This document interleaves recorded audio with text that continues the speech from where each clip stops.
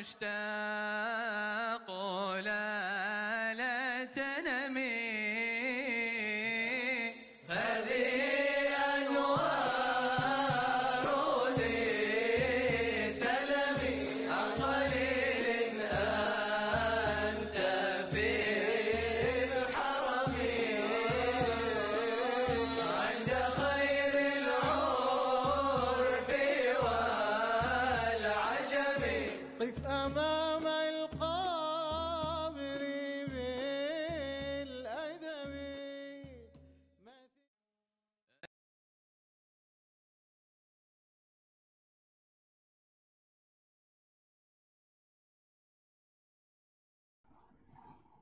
السلام عليكم ورحمة الله وبركاته. أعوذ بالله من الشيطان الرجيم. بسم الله الرحمن الرحيم. اللهم صل على سيدنا محمد وعلى آل محمد. الفاتح لله تعلم وتعليم وتذكر وتذكير ونفع والاتفاق والإفادة والاستغفار والحث على تواصل بكتاب الله وسنة رسوله ودعاء للهدى والجلال على الخير ابتغاء وجه الله ومرضاته وقربه وثوابه سبحانه وتعالى. وعلى من وعلى سيدنا محمد صلى الله عليه وسلم وعلى من وسلم الصالحين وعلى من هو المؤلف محمد بن زيد الحبشي وشيخنا محمد اسماعيل بن عبد الحبشي من الذي خلوتنا في هديهم وأعمالنا في أعمالهم وأخلاقنا في أخلاقهم وطريقتنا في طريقتهم المقبول وإلى حضرة نبينا محمد صلى الله عليه وسلم. مثل الفاتحة. أعوذ بالله من الشيطان الرجيم. بسم الله الرحمن الرحيم. الحمد لله رب العالمين الرحمن الرحيم مالك يوم الدين إياك نعبد وإياك نستعين اهدنا الصراط المستقيم صراط الذين أنعمت عليهم غير المغضوب عليهم ولا الضالين. اغفر لي ولوالدي وللمؤمنين. سبحانك لا علم لنا إلا ما علمتنا إنك أنت العليم الحكيم. اللهم انفعنا بما علمتنا وعلمنا ما ينفعنا وزدنا علما. اشرح صدري ويسر لي أمري واحلل عقدة من لساني يفقهوا قولي. اللهم صل على سيدنا محمد الفاتح لما أغلق الخاتم لما سبق ناصر الحق بالحق والهادي إلى صراطك المستقيم وعلى آله وصحبه حق قدره ومقداره العظيم. So this week, inshallah, we carry on with the text Risalah al-Jami'ah by al-Habib Ahmad bin Zaid al-Habshi, the great wali and scholar and student of Habib Abdullah bin Ali al-Habshi.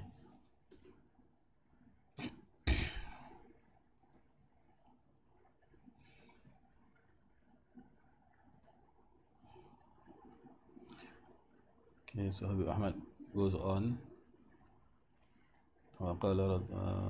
قال شيخ المؤلف لما غفر أن نفع به وبشيخنا في الدارين آمين. وأركان العمرة هي أركان الحج إلا الوقوف فليس منها. So after we've covered earlier the recap, we did the arkan, the integrals of the Hajj. Okay. And the integrals of the Umrah are all exactly the same except for the standing in Arafah, the Wukuf and Arafah. So the integrals of the Umrah are those of the Hajj with the exception of the standing in Arafah, which is not one of them. Okay, so what do we have for the arkan of Umrah, the integrals of Umrah? What are they? The ihram, tawaf, circumambulating the Kaaba 7 rounds. The sa'i, traversals from Safa to Marwa, also 7 rounds, 7 traversals. The shaving and cutting of the hair, and the proper sequence.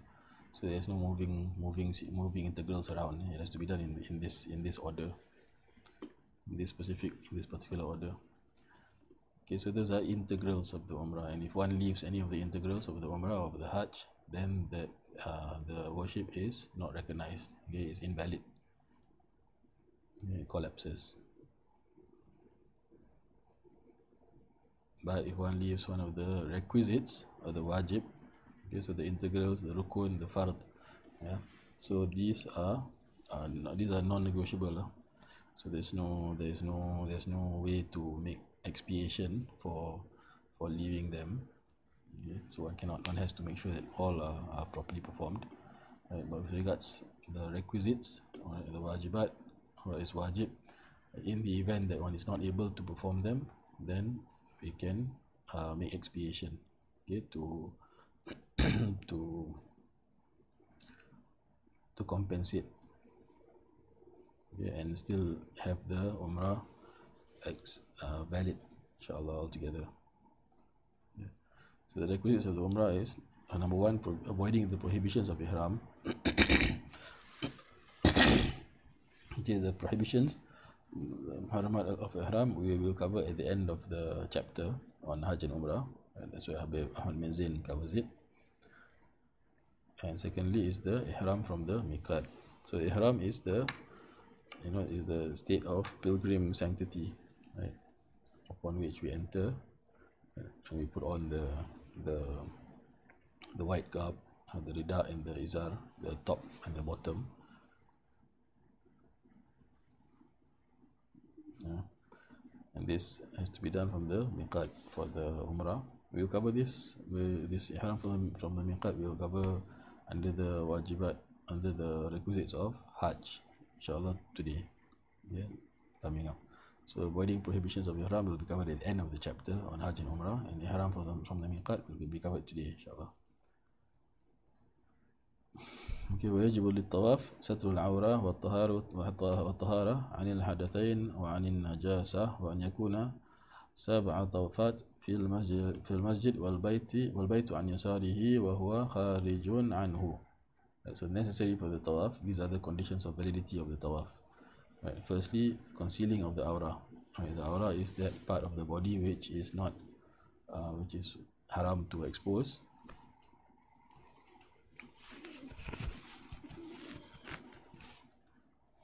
Okay, we've covered this earlier under the section on things that invalidate the prayer. Okay, so please check there. We're talking about the same aura, the same nakedness. Alright. Second is purity from the 2 hadaths and from filth. So 2 hadaths, we're talking about major ritual impurity and minor ritual impurity, and from filth also. Okay, from filth being on one's body, clothes or place. Third, it must be 7 full rounds. Right. Fourth, it must be performed inside the masjid, inside the Masjid al-Haram. Fifth, it must be performed with the house, with the Kaaba, the house of Allah on one's left, right, the whole time, right, for every round, for every step. And while one remains outside of the house, means one must not step inside of what is considered one must not step what is considered to be inside of the house. Yeah.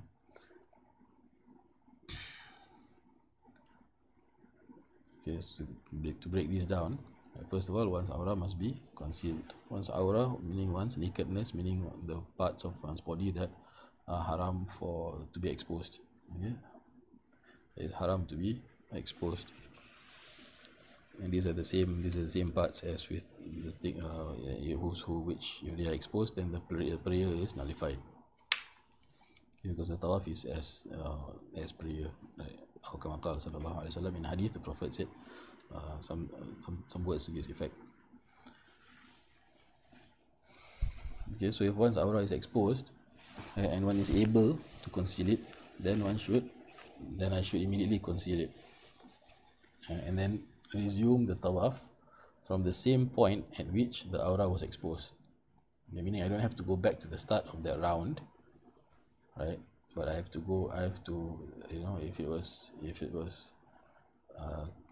if for some reason the aura was concealed and I took a step forward, right? If the aura was exposed and I took a step forward, then I have to trace a step back, right, and resume from that point, okay, for that round to count towards the tawaf. Yeah, otherwise that whole round is nullified, right? And the next round is the validity of the next round. Rather, the next round is the valid round. So that round is nullified. Okay, if I miss a step, meaning I took a step in the condition that my aura was exposed. Okay, so the aura has to be concealed throughout. Okay. So that is in the event that one is able to conceal it. Okay, in the event that one is unable to conceal it, right, then the scholars say one just continues and there is no requirement to repeat the tawaf. Okay? Women must conceal everything except for the face and hands. Yeah, but the problem is many forget to wear socks. Yeah, so many forget to cover their feet, right? And the preferred position or the stronger position in the Shafi'i madhab is that this invalidates the means the aura is exposed, and it invalidates the tawaf. Yeah, but some scholars say that this does not affect the validity, and this position can be followed. Okay, so this is just there are a lot of a lot of variables, a lot of things happen. A lot of things happen in the course of tawaf and in the course of Hajj, in the course of performing the rituals of the Hajj and the Umrah. There are many people there. So in the event that the situation arises where one is not able for some reason, or one and also to avoid getting into to understand, right, that there are differences of opinion is useful. Some scholars say this does not affect the women. If women reveal their feet, right, soles of their feet, it does not affect the validity of the tawaf. Yeah, and this is a valid position that can be held, can be followed. Secondly, one must be free of ritual impurity, right, whether major or minor, and from filth. Okay, so if, for example, one's ablution is nullified, right, one is then in a state of minor ritual impurity, right, then what one does is make ablution again, take the wudu again, and resume from the point where the ablution was nullified.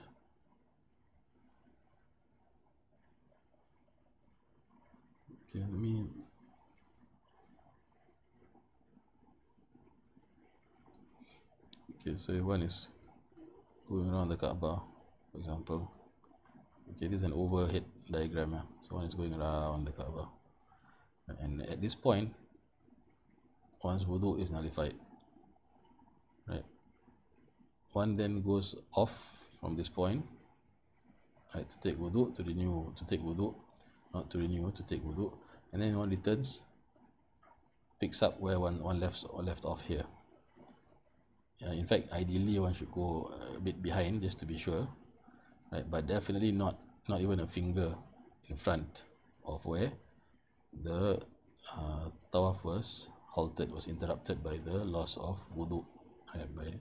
By the state of minor ritual impurity. Okay, so it's always better to be sure, right? And that means taking a few steps back and beginning from there is better, right? So that this tawaf is valid with certainty, yeah, and there's no doubt.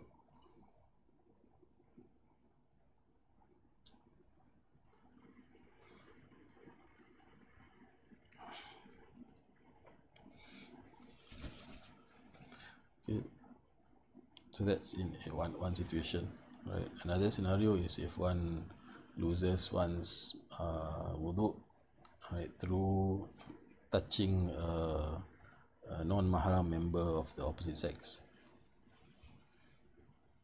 Yeah, due to if one touches in the skin, right, there's a contact with the skin of a non-mahram of the opposite sex. The mahram is the one who is permanently and legally unmarriageable.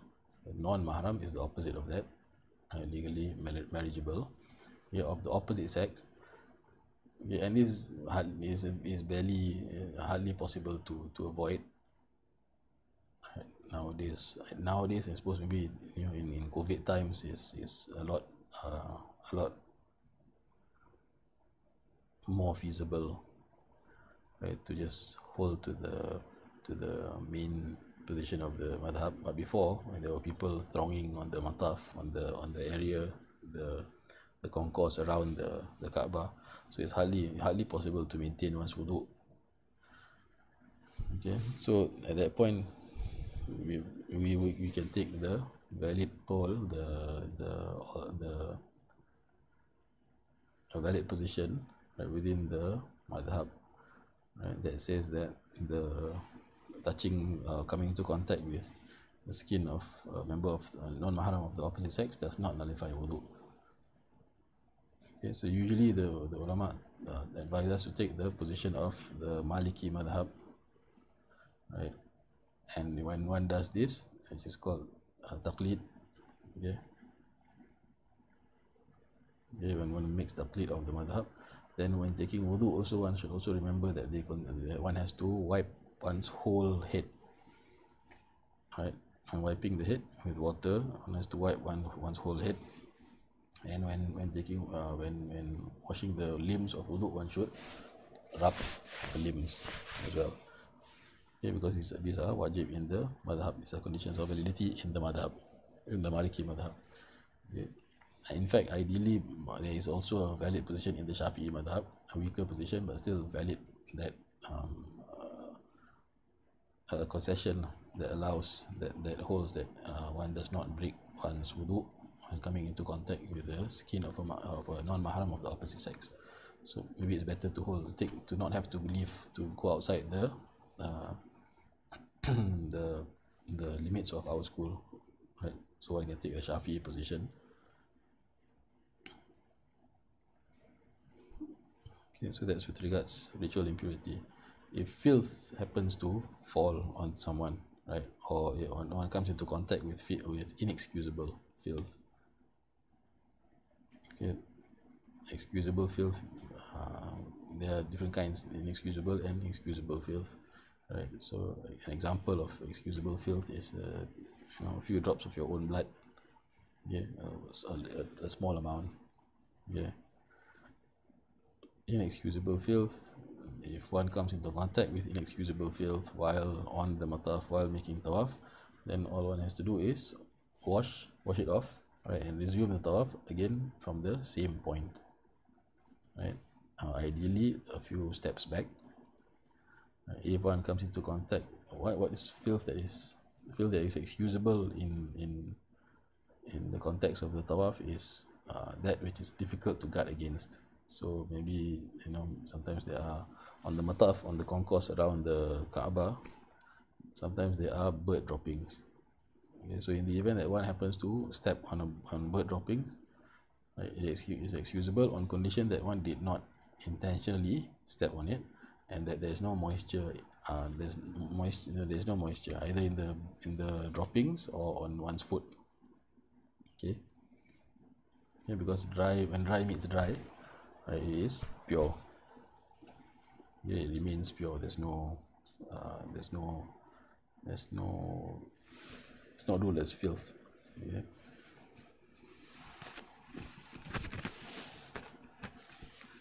Okay, thirdly, the tawafs must be performed inside Masjidil Haram. Okay, so as long as it's performed inside Masjidil Haram, it is valid. Right? So it can be performed even on the roof of the masjid, right? And even if the roof is higher than the Kaaba. Okay, since the layers that are above and below the Kaaba have the same ruling with regards its relation to the Kaaba in terms of circumference. Okay, but it is valid to perform above or around but it's still better to perform the tawaf on the mataf, on the place for tawaf around the Kaaba, the white tile area just around the Kaaba, because there are some scholars that say it is not valid to perform it inside the masjid but not on the mataf, outside of the mataf. So if one then makes a conscious decision to perform it on the mataf, then there is an added sunnah of exiting from the differences of opinion. Right? So we are all on solid ground of consensus between the scholars. Okay, and to exit differences of opinion is always a sunnah. Okay, fourth, it should comprise 7 full rounds, again with certainty. So if doubt comes into the picture, right, if one doubts, for example, during the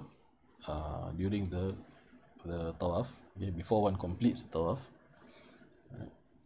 and if one doubts that one is short even of a finger's width, then it is invalid. The tawaf is invalid, it's incomplete. Okay. If one cannot remember how many rounds, and it's happened to me also personally, so you go, right, and you're not sure you're on the third round or the fourth, right, or the fifth or the sixth, so you take the lower number, right, the number that you are certain of. Okay, so you're not sure whether I'm not sure whether I did 6 rounds or not, but I'm sure I did 5. Okay, so then I will assume that I have done 5, and then I will do 2 more on top of that. Okay, now, so if one doubts after completion, okay, after having completed the tawaf, then one doubts whether, I doubt whether I did 5 or 6 or 7, right? And at this point, doubt does not affect the performance, okay, because it's assumed already that earlier we were taking pains to be certain about the number of rounds. Okay, so doubt does not overcome certainty.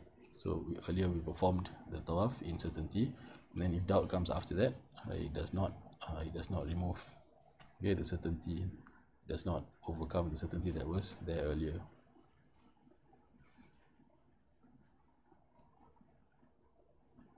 Okay, faith the Kaaba should remain on one's left throughout, i.e., that one goes around it perpetually parallel to one's left shoulder. Okay, so I think we used to say, a centripetal type motion. Okay, so again, the Kaaba, for example, we are going around this way, right? At any one point, one's shoulder should be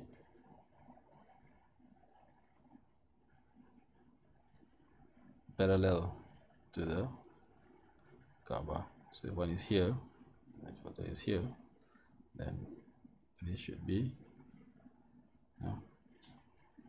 parallel to the Kaaba. Yeah, and so on, all around in that way. So it should be on one's left at all times.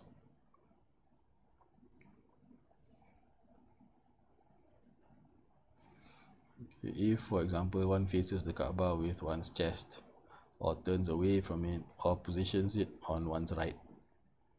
So instead of walking with the Kaaba on one's left, one walks with the Kaaba on one's right, or one walks with the Kaaba on one's left, but not forwards, but backwards.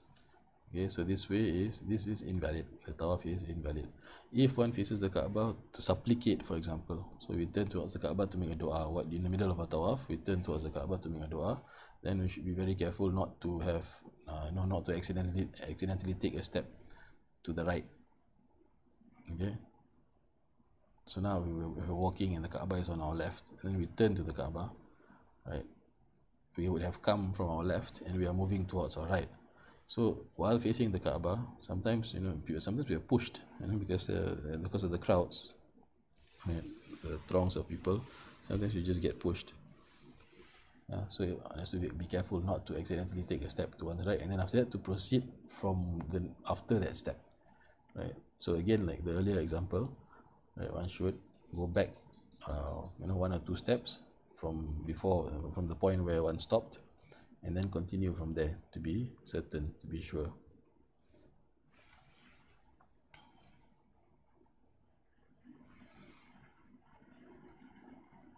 Okay, so 6, one has to remain outside of the house of Allah subhanahu wa ta'ala, outside of the Kaaba. One should not step inside the Kaaba. Okay, so one remains outside the Kaaba while making tawaf the whole time. Okay, one should remain outside of the Kaaba itself. I forgot to draw I should have gotten an illustration.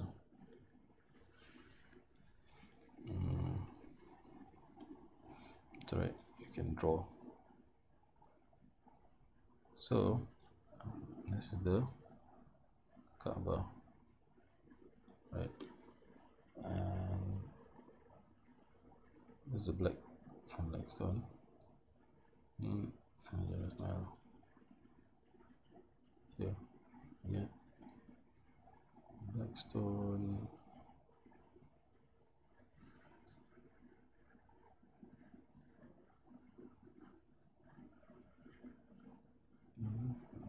is the door. No, this is here, I think.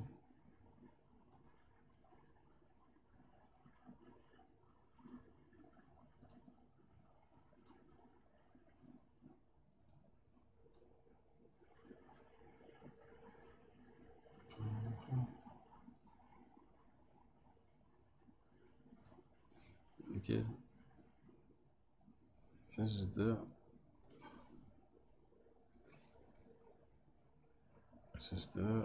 buttress of the Kaaba, the Shadar one.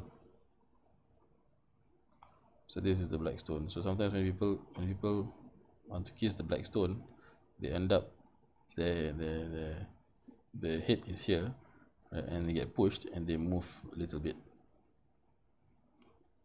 right, and then they just carry on from here.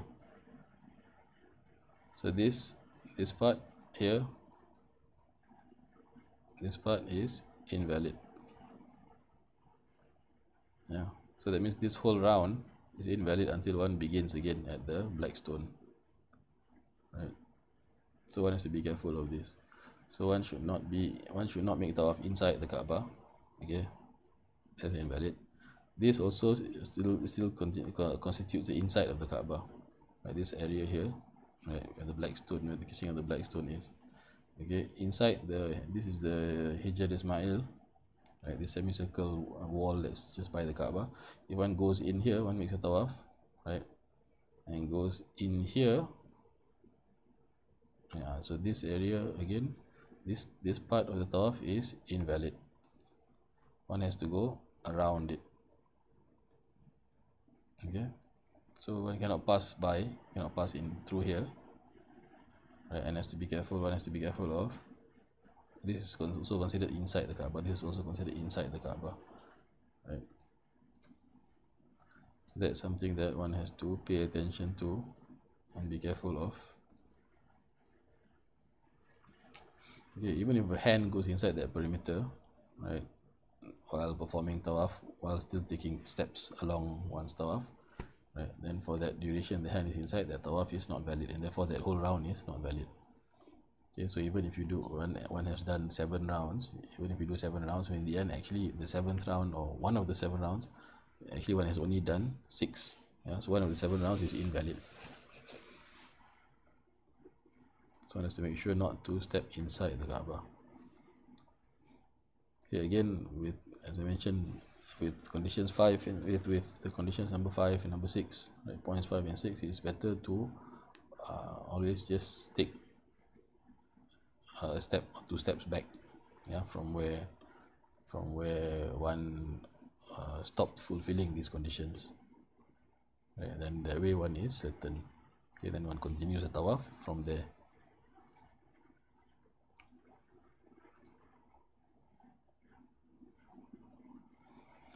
Okay, one should begin from the black stone, from the Hajar al-Aswad, right? Beginning in any other point other than the black stone means not counted, right? Even if it's done forgetfully, right? If one begins before the black stone, one's tawaf is not counted until one reaches the black stone. And if one begins after the black stone, right, the count only begins on reaching the black stone again. So the rest of that tawaf also is not counted, right? And when we should face it with the whole body. Okay, so if one part of one's body is is past the stone, right, and facing the Kaaba door already, right, then it is invalid.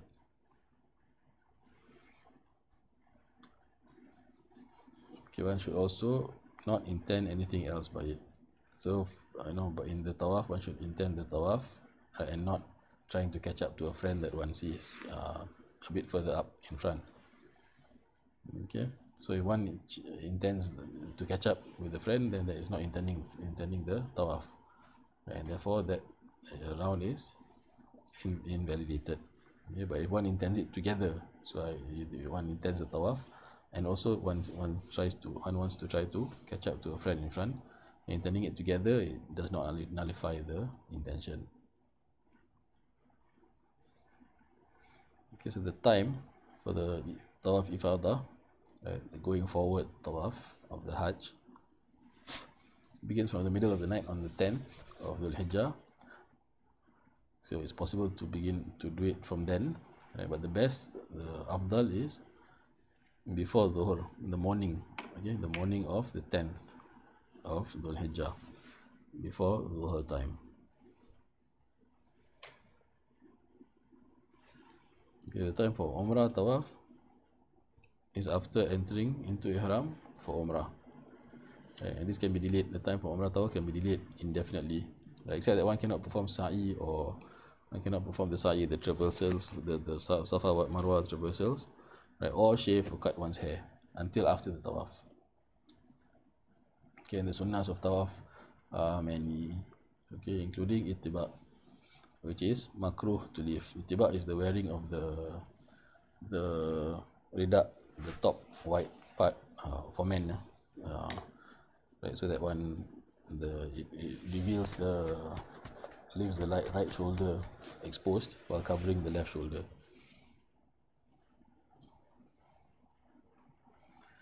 Okay, so this is with regards to tawaf ifadah.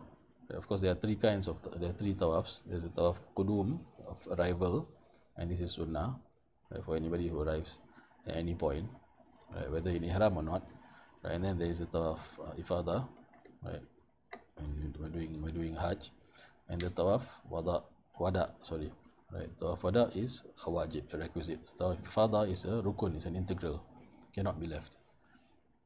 Okay, so the tawaf wada is a requisite, a wajib. So we proceed to the sa'i. ويجب أن يكون السعي سبعا وبعد الطواف وأن يبدأ بالصفا ويختم بالمروة. The sa'i must be done 7 times, 7 traversals, and after the tawaf, after the valid tawaf, and begun from Safa and ended at Marwa.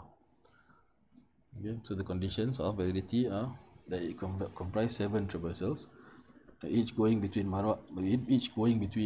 right, Safa and Marwa is considered 1 traversal. Right, from Safa to Marwa is the first, and Marwa back to Safa is the second, and then Safa again to Marwa is the third, and so on. Okay, and if one is short of 1 step in these traversals, it is invalid. Right, and with regards doubt, is similar to the situation with tawaf. So if one doubts while still performing the sa'i, right, then this doubt harms the validity of one's sa'i. But if doubt comes after one is certainly one is certain and one completes the sa'i with certainty, and then later doubt comes, okay, so that there's no legal standing for that doubt. Okay, second is performed after a valid tawaf. Okay, so if the preceding tawaf is invalid, the sa'i also is invalid. Okay, so the Hajj, the one who is doing the Hajj, the pilgrim, okay, can choose whether to perform the sa'i after the tawaf qudum, after the tawaf of arrival, or after the tawaf ifadah, on condition that he does not insert the standing at Arafah between the tawaf and the sa'i. Okay, once he has performed the tawaf qudum and then he's gone to do the standing at Arafah, right, he cannot perform sa'i except after the tawaf ifadah. Okay, so just again, the pen is useful here.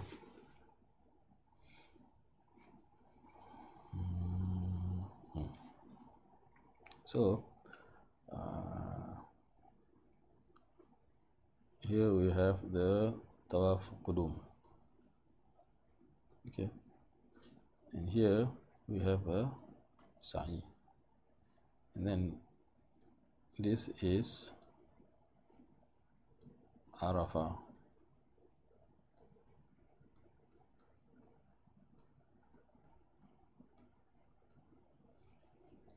Right. Okay. So tawaf qudum is sunnah. Okay. Sa'i is rukun. Sa'i Arafah. So, tawaf ifadah. Okay. Ifadah. Then the sa'i. Okay. Tawaf qudum, sa'i, tawaf ifadah. So the Hajj, when one is doing Hajj, one can choose, right, to perform the sa'i here after the tawaf qudum, but before Arafah, right, or if one wants to perform it after Arafah, it cannot be, although one has done the tawaf here, and the sa'i should follow a valid tawaf, but if one has done Arafah first, one cannot do the sa'i here before the tawaf ifadah. Okay, so this one is not allowed. One can only do it after the tawaf ifadah. Okay, so the sa'i, that's what it means. That's what we're talking about. The Hajj being able to choose whether to perform the sa'i after the tawaf qudum or the tawaf ifadah, but on condition that he does not insert the standing at Arafah between the tawaf and the sa'i.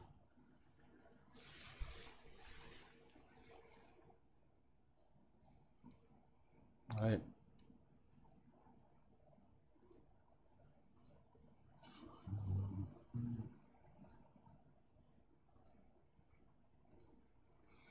Next, as I mentioned, it should be commenced from Safa, right? So every odd round begins at Safa, and every even round begins at Marwa. Okay, so the first, third, fifth, seventh should begin from Safa, and second, fourth, and sixth rounds traversals should begin from Marwa.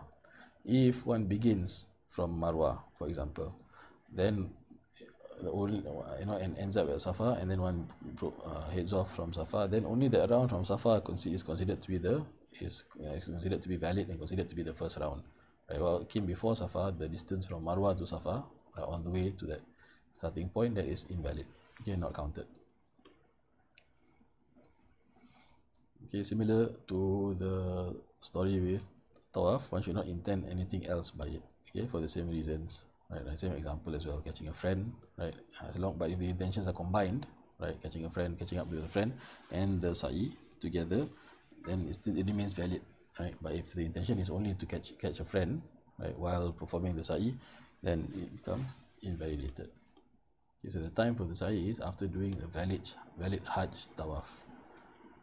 Okay, whether it is tawaf of qudum or tawaf of ifadah, right? The arrival tawaf or the going forward tawaf.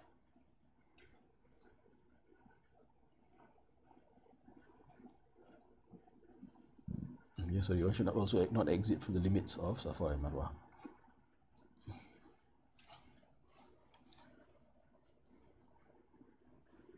Okay, at the time of sa'i for Umrah, right, this is the time of sa'i for Hajj, or it can be either after tawaf qudum or tawaf ifadah. The time of sa'i for Umrah is after the Umrah tawaf. Yeah, so that is the tawaf and the sa'i.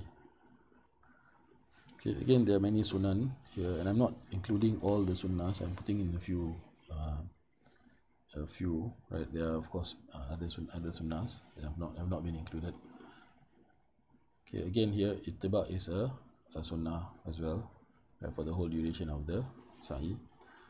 Right, climbing up the hillocks, the mounts of Safa and Marwa, right, is sunnah if one is able, and for men, not for women.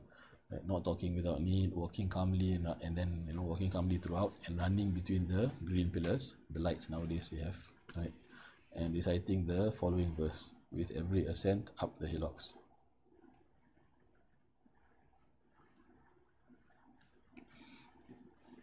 Okay, from Surah Baqarah 158, Inna Safa wal Marwata min sha'airillah faman hajja al-bayta aw i'tamara fala junaha alayhi an yatawafa bihima wa man tatawwa'a khairan fa inna Allaha shakirun alim.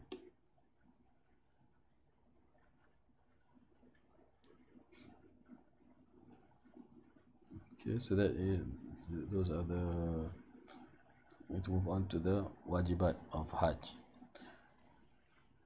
Okay, so these are the wajibs of Hajj, the requisites of Hajj. So as I mentioned earlier, the difference between integral and requisite, between fard and wajib, between fard or rukun, and wajib, right? In this chapter on Hajj, this is the only place where there's a difference. Otherwise, they're the same thing. They refer to the same thing. Okay, so here the integrals, if you leave them, the whole worship it collapses, it becomes invalid. Right? But the wajib, right, the requisites, if you for some reason are unable to perform it, then there is still a chance to make whole the ibadah, make whole the worship by making expiation for it. Okay, so basically this entering the ihram from the miqat, right? Okay, generally when one wants to, we mentioned, I've discussed the entering into ihram a bit earlier. Okay, but generally when one wants to enter into ihram, it is sunnah muakkadah. It's an emphasized sunnah, even for a woman in menstruation. Yeah, she's allowed to have a ghusl, to have a purificatory bath with the intention of ibadah, with the intention of entering into ihram. Right, so even for a woman it is sunnah muakkadah, right, and intending the bath for ihram. And if there's not water, then one performs ablution. Okay, if there's no water, not much water, not enough water, then one just performs ablution. Okay, it's also sunnah to shave the pubic hair, to pluck the underarms, clip the moustache, clip fingernails, right, clean oneself of dirt, and to wash the head. Right, and then one takes off one's clothes, right, that have stitching, that have sewing in them. Okay, because this is obligatory for ihram. One cannot, ihram is incomplete if one does not remove these clothes that has stitching, has sewing on them before entering into the ihram. Okay, so one removes the stitched sewed clothes and then puts on a clean white mantle, ridab, the top part of the ihram, the rectangular piece of cloth that one wears over the shoulders. Okay, and drapes the upper body of a man, and the wraparound, the sarong like thing, the izar, right, the cloth that is worn around the lower body, and sandals that do not enclose the foot. Okay, so it cannot enclose the foot. If it encloses the foot, right, then this obliges one. This is grounds for expiation. Okay, it's a haram. Okay, one of the prohibitions of the ihram, which we'll cover later. It's also sunnah to perfume the body, right, although not one's clothes. Right, and women, with regards to sewn clothes, without the sewn garments, the sewn stitched clothes, women are allowed. Yeah, so men are not allowed, but women are allowed to wear sewn garments. Right, since the woman is obliged to cover all of her body except her face and hands, right, which, as I mentioned, in ihram as in prayer, are not considered nakedness, are not considered aura.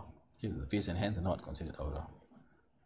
So after that, one then prays the sunnah of ihram, which is also a muakkadah, emphasized sunnah. And then later, then one makes the intention of ihram, and we covered the intention earlier, right, in passing also. The best is to make the intention at the miqat, right, although it is valid to make it before also. Okay, so now the emphasis on this part, right, on this wajib, is the making the intention from the miqat. Okay, so what is the miqat?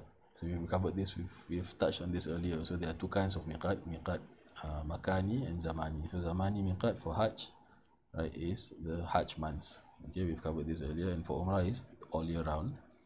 Right, the miqat of time, that's the miqat of time. So the miqat makani, the miqat of place, right, refers to certain proper sites, certain proper places from which to enter into ihram.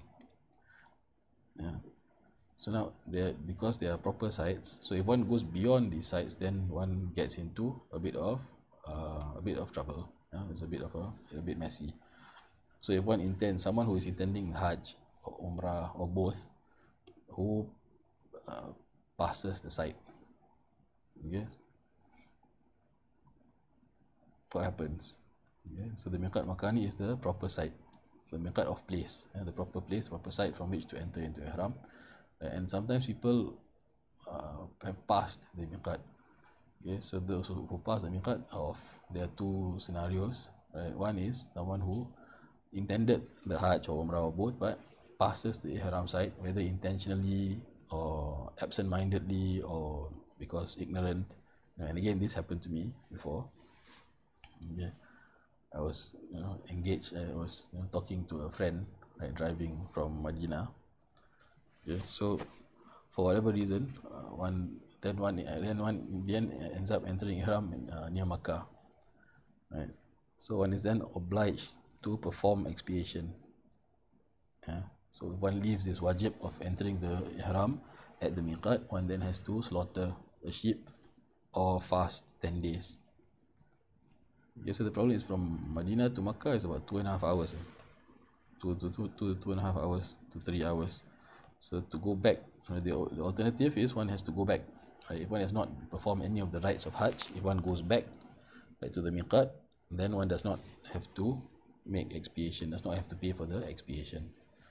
Right? But of course, to go back means 2.5 hours back to the miqat and another 2.5 hours back to Makkah. Right? So Alhamdulillah, that was the option of the expiation. Okay, so that's one scenario.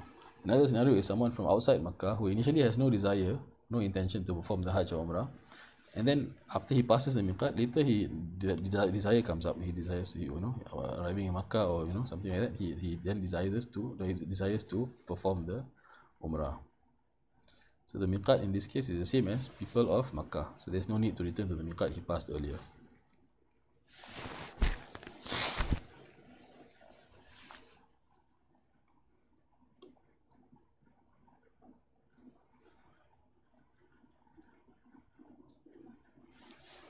Okay, so this is what I was just talking about.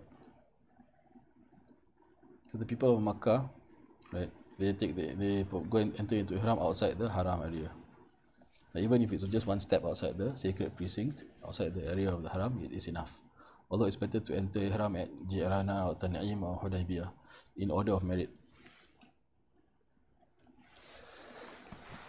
Alhamdulillah. Okay, so if they perform ihram inside the haram area, it is valid, but again they are required to pay expiation. Okay, and the problem here is some scholars consider it invalid. So the best is if from you're inside Makkah, then you should step outside, should move outside the haram area and enter into ihram there. The people from outside Makkah, coming from outside Makkah, right? They should all intend to enter ihram at there when they are leaving, when they want to move towards Hajj, then they should all intend to enter ihram at their respective miqats, their respective proper sites. People from Medina should enter at Dhul Hulayfa. From Najd should enter at Qarn al-Manazil. From the Syria, Palestine, Egypt, Morocco region should enter the ihram at al-Juhfa. Okay, people from Iraq at Dhat Iraq. From Yemen and Southeast Asia at Yalamlam. Okay, so if one comes from an area, one comes from a route lacking an ihram site, then one enters into ihram from home, or when one is even with the ihram site that is nearest. So, for example, if one is even, meaning the airspace, in terms of airspace, when one is even with even or in line with the nearest ihram site, that is one should enter ihram.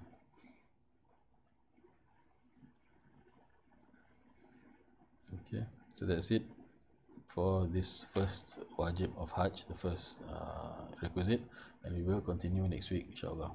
Sallallahu alaihi wasallam Muhammad wa ala alihi wa sahbihi wasallam.